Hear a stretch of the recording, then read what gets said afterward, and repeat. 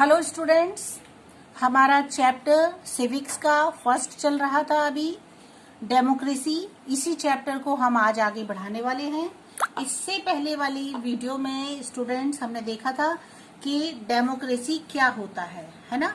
तो हमने उसको जाना था, गवर्नमेंट क्या होती है, वो हमारे लिए क्या क्या करती है, क्या प्रोवाइड कराती है हमें, तो वो सब हम देख चुके थे। फिर हमने डिफरेंट टाइप्स ऑफ गवर्नमेंट को देखा था, जिसमें monarchy, oligarchy, theocracy, dictatorship, democracy etcetera, ये सब कुछ हम इसमें देख चुके थे। इसके बाद बच्चों हमने इसमें देखा था कि टोटलिटेरियन गवर्नमेंट क्या होती है। इसमें हमने monarchy, oligarchy, theocracy, dictatorship etcetera, ये सारी गवर्नमेंट को देखा था कि किस तरह से काम करते हैं, कौन कौन सी गवर्नमेंट इसके अंतर्गत आती है, ये भी हमने जाना था इसमें। और इसके आगे जब हम बढ़े थे तो हमने देखा था कि डेमोक्रेटिक गवर्नमेंट क्या होती है, डेमोक्रेसी का रियलिटी में मतलब क्या होता है। ठीक है, वो कि जो गवर्नमेंट लोगों के लिए रूल, नियम, कानून जो लोगों के लिए बनाए जाए वो डेमोक्रेसी के अंतर्गत आते हैं। वो उसका मीनिंग है by the people, of the people, for the people. ये हमने देखा था कि डेमोक्रेसी का मेन आपका एम होता है इसका। इसके बाद हमने डिवाइडेशन ऑफ डेमोक्रेसीज देखे थे, direct democracy and indirect democracy. ठीक है, फिर हम इसके बाद और आगे बढ़े थे बच्चों, तो आपको ध्यान होगा हमने देखा था the history of democracy, means क्या इतिहास है हमारा प्राचीन डेमोक्रेसी का। तो आपने इसमें इंडियन डेमोक्रेसी देखा था। इसके बाद द एथेनियन डेमोक्रेसी में हमने बहुत सारी चीजें देखी। फिर हम और आगे बढ़े थे बच्चों, तो अर्ली रोम के बारे में हमने पढ़ा था, फिर इंग्लैंड एंड मैग्ना कार्टा। उसके आगे जब हम लोग चले थे तो हमने देखा था कि यूरोप एंड द रेनेसेंस, किस तरीके से यहाँ पे गवर्नमेंट, हमारी डेमोक्रेटिक गवर्नमेंट बनी, एनलाइटमेंट हुआ इसका, मीन्स किस तरह से वो लोगों पर लागू हुई। फिर आपका एक नेक्स्ट टिप इसमें टॉपिक आया था, वो था एज ऑफ एनलाइटमेंट। कौन सा उदय हुआ था समय के साथ साथ, कौन सी एनलाइटमेंट मतलब होता है ज्ञान मिला था, कौन सी ऐसी नॉलेज मिली थी लोगों को जिससे कि वो लोग अपने इस डेमोक्रेसी के मतलब को समझ सके। हमने इसमें बहुत सारी चीजें देखी थी, जैसे कि आपका रिपब्लिकनिज्म देखा था क्या होता है, United States bill of rights क्या है, फ्रेंच रेवोल्यूशन क्या है, etcetera. There are so many types of varieties of our enlightenment हम देख चुके थे। इसके बाद जब हम और आगे बढ़े तो हमने देखा कि the key elements of democracy क्या है। तो उसमें आपको बताया गया था रूल बाय द पीपल, वो कानून जो लोगों के द्वारा बनाए गए थे वो क्या थे और उसका क्या मतलब है, लोगों को कितना जागरूक होना चाहिए अपनी आवाज उठाने के लिए, इनको इतना राइट होता है वो अपनी बात को कह सकें।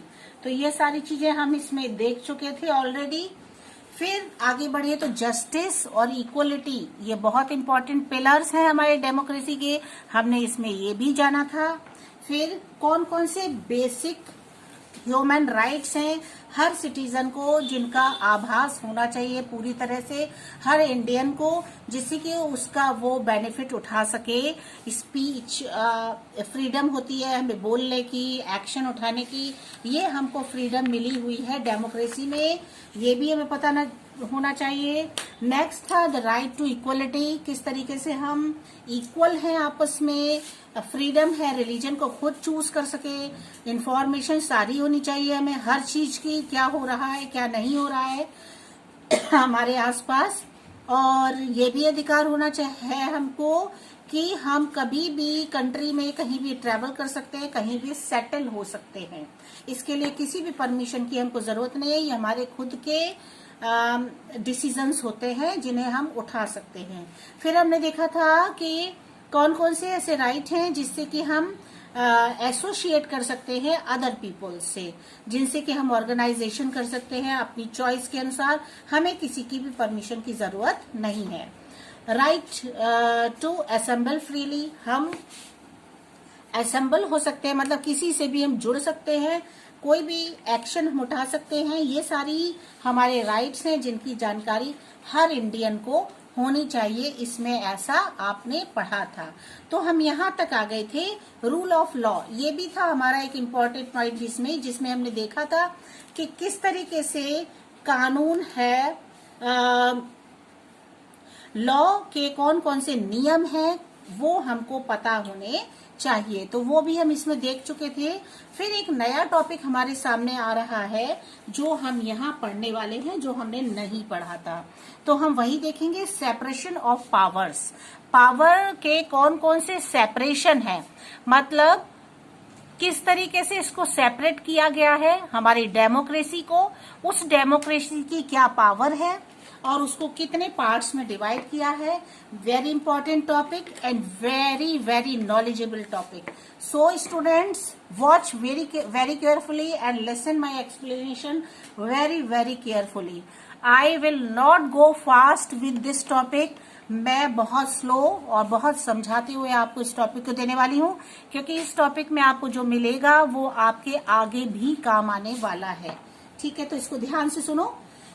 सेपरेशन ऑफ पावर, किस तरीके से गवर्नमेंट को, किस तरीके से डेमोक्रेसी को प्रोवाइड करा दिया गया है सेपरेशन के रूप में। 3 बॉडीज डिवाइड की हैं स्टूडेंट्स इसकी। पहली एग्जीक्यूटिव, दूसरी लेजिस्लेचर, तीसरी जुडिशरी। आपके लिए ये बहुत नए नाम है बच्चों, क्योंकि आपने ये पहली बार सुन रहे हो मेरे मुंह से, इन्हें आपने पहली बार सुना है अपने सब्जेक्ट टीचर से। आपको लगता होगा कि ये क्या है ना। तो समझो, हमारी डेमोक्रेसी की बात अभी तक हम कर रहे थे, है ना। डेमोक्रेसी का मतलब होता है वो रूल जो कि हमारे लिए बनाए गए हों, जिसके के लिए आम पीपल नियम खुद बनाता हो, वो हम अभी तक सुन रहे थे। ठीक है, तो डेमोक्रेसी को भी 3 पार्ट्स में कैसे डिवाइड कर दिया, मतलब कहने का ये, बहुत सारी पावर ऐसी होती है, बहुत सारी जानकारी ऐसी होती है, और पूरे सिस्टम को किस तरीके से बांध दिया गया 3 पार्ट्स में। सबसे पहला एग्जीक्यूटिव, लेजिस्लेचर, जुडिशरी। बेटा इसको हम बुक के अकॉर्डिंग पढ़ने के बजाय मैं थोड़ा सा आपको अपनी तरफ से बताना चाहूंगी, जो मैंने खुद से नोट्स बनाए थे इसके लिए, जो मैं आपको समझाने वाली हूँ। जरा ध्यान से पढ़ना है इसको, ठीक है। देखो, सेपरेशन ऑफ पावर, हमारी डेमोक्रेसी की सेपरेशन कर दिए गए 3 पार्ट्स में, एग्जीक्यूटिव, लेजिस्लेचर और आपका जुडिशरी। ठीक है, 3 पार्ट्स हैं। अब सबसे पहले ये जानो कि एग्जीक्यूटिव क्या होता है।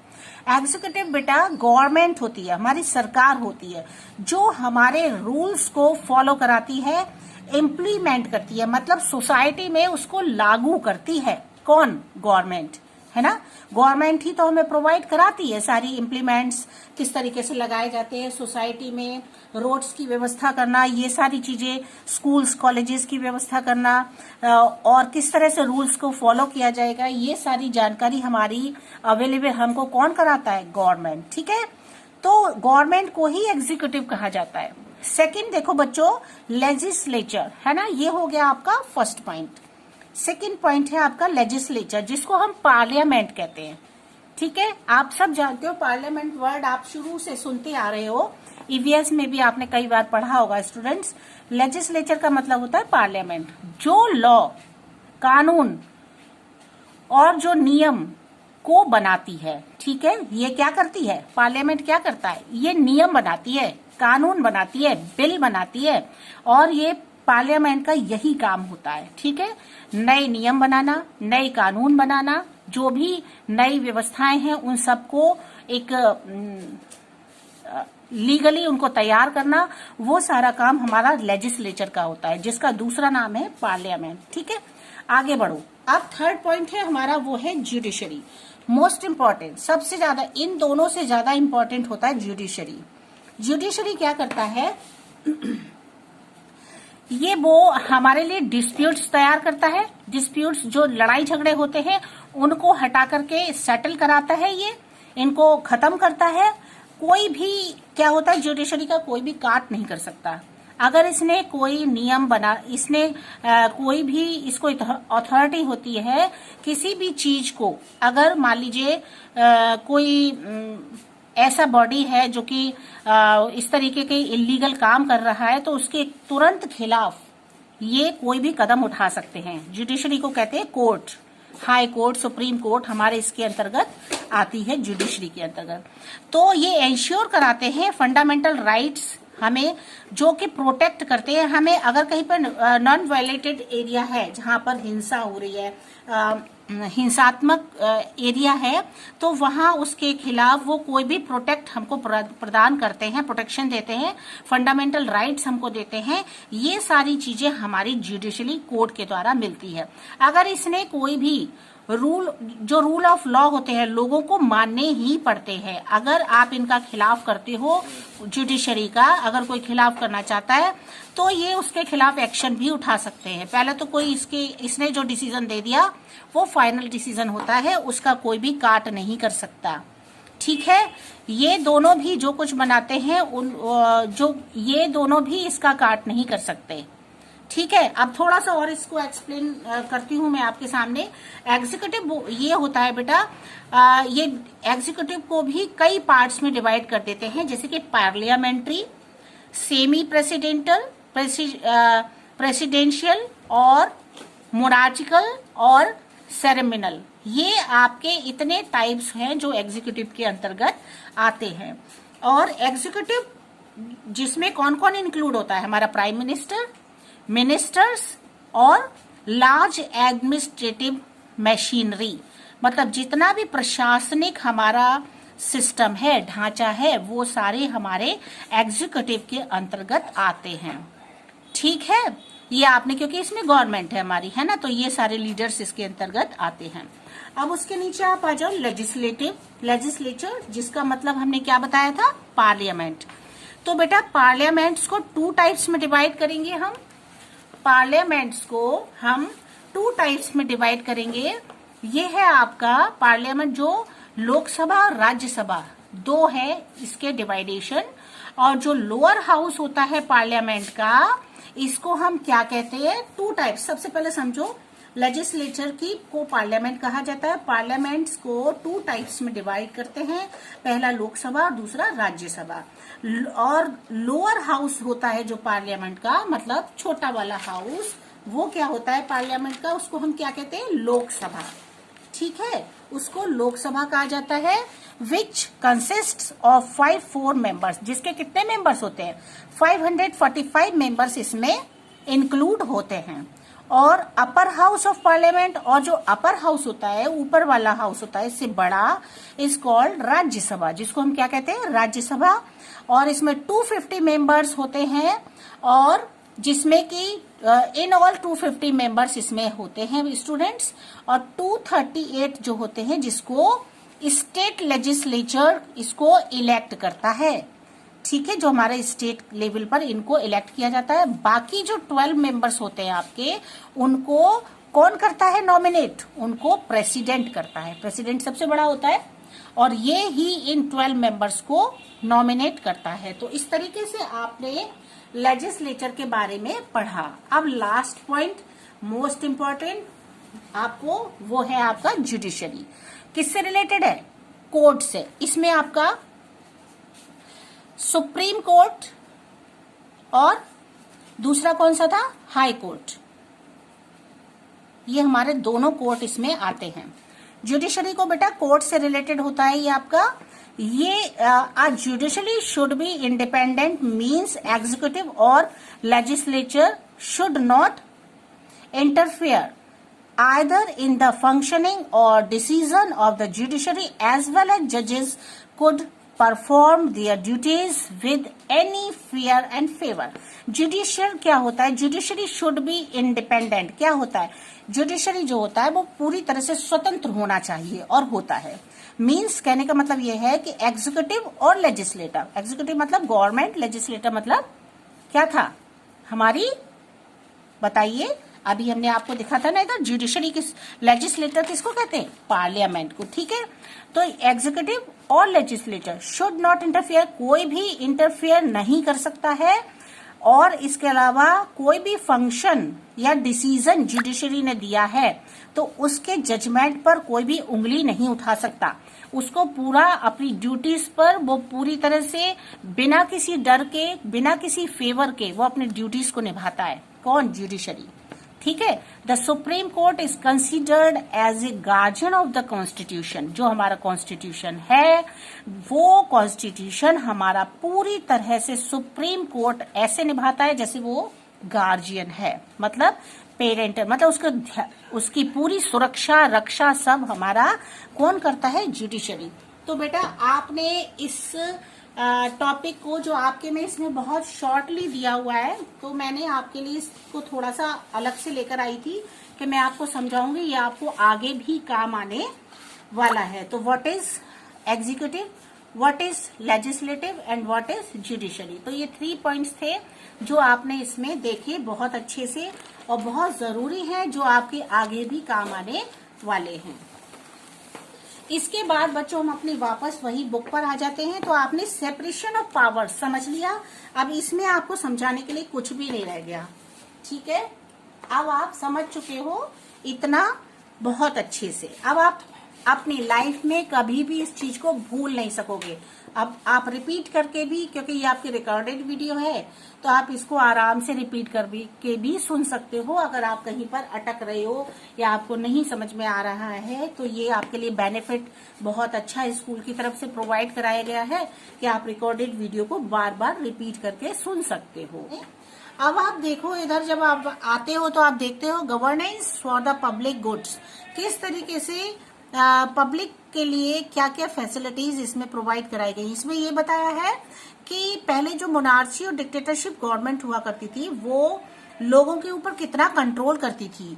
मतलब लोग बोलना तो बहुत मुश्किल, अपनी बात को समझाना तो बहुत मुश्किल, वो अपने मुंह से आवाज भी नहीं निकाल सकते थे और उनकी गवर्नमेंट इस तरीके की हुआ करती थी। लेकिन आज की जो डेमोक्रेसी है वो काम करती है जिसके के लिए पब्लिक का भला हो, पब्लिक के लिए अच्छा हो सके, वो हमारी डेमोक्रेटिक गवर्नमेंट हमें प्रोवाइड कराती है।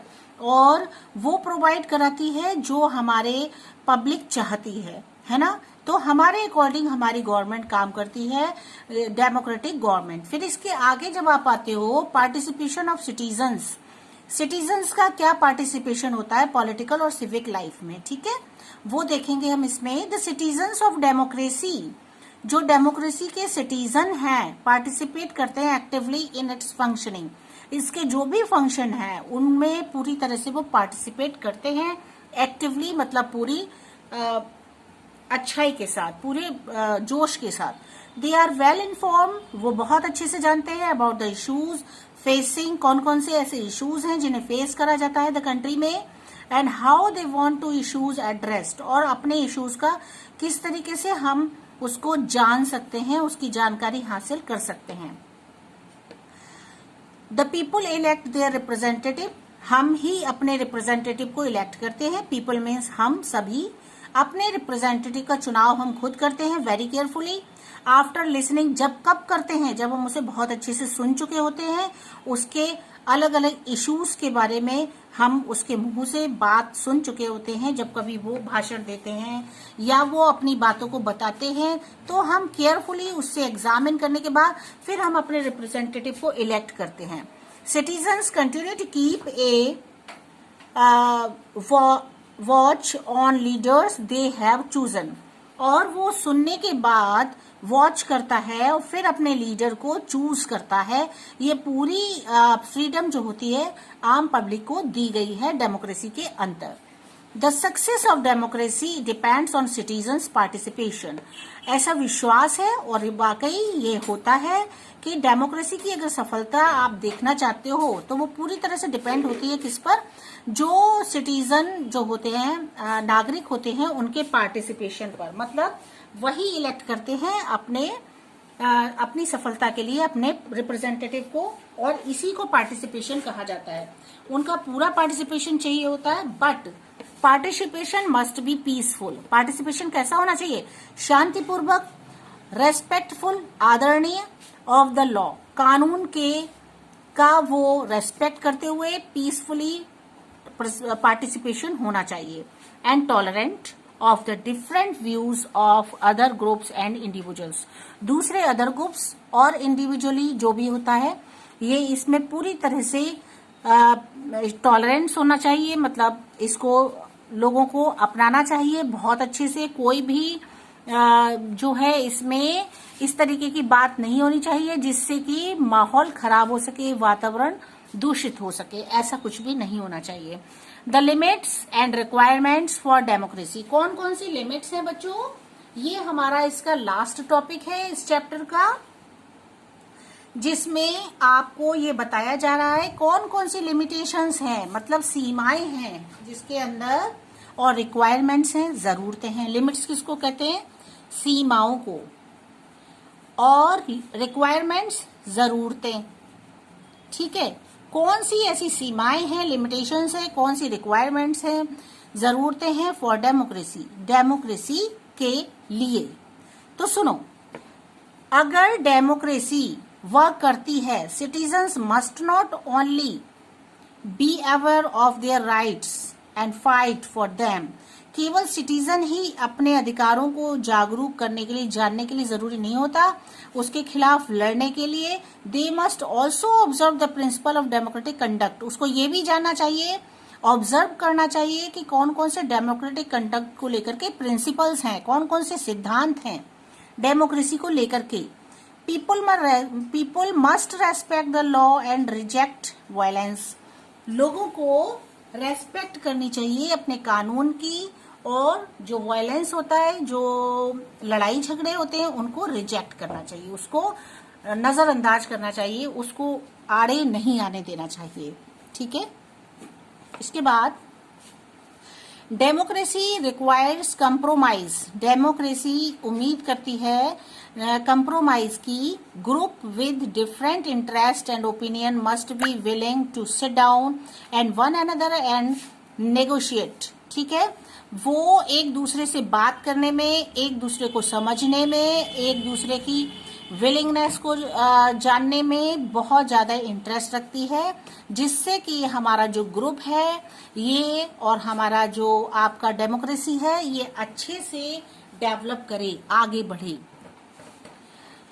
इसके अलावा बच्चों, every citizen must respect the right of fellow citizens, हमारे भारतीयों के अधिकारों का हर सिटीजन को रेस्पेक्ट करना, आदर करना आना चाहिए, and their dignity as human being, और मानवता का सम्मान करना आना चाहिए।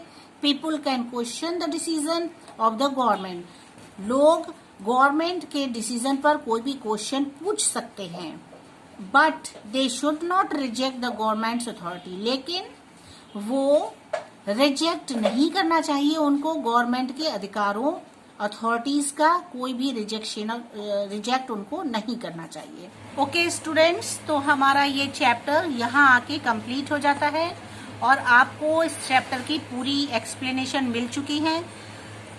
अगर कहीं भी आपको कोई प्रॉब्लम है, अभी भी कुछ नहीं समझ में आया हो, तो आप, हम लोग लाइव क्लास में जुड़ते हैं, उसमें आप मुझसे क्वेश्चन कर सकते हैं, वो प्रॉब्लम मैं आपकी सॉल्व वहां कर दूंगी। ठीक है, इसके अलावा बच्चों, आपको इस जो भी टॉपिक्स आज की डेट के हैं, वो आप, जैसे कि हमने आज यहाँ से लिया था सेपरेशन ऑफ पावर्स, तो यहाँ से जो आपके क्वेश्चंस निकल के आएंगे वो आप शॉर्ट क्वेश्चंस बनाएंगे, जैसे कि what is executive, what is legislature, what is judiciary, etcetera. ठीक है, तो आप क्वेश्चंस फाइंड आउट करेंगे, इसमें से हार्ड वर्ड्स फाइंड आउट करेंगे।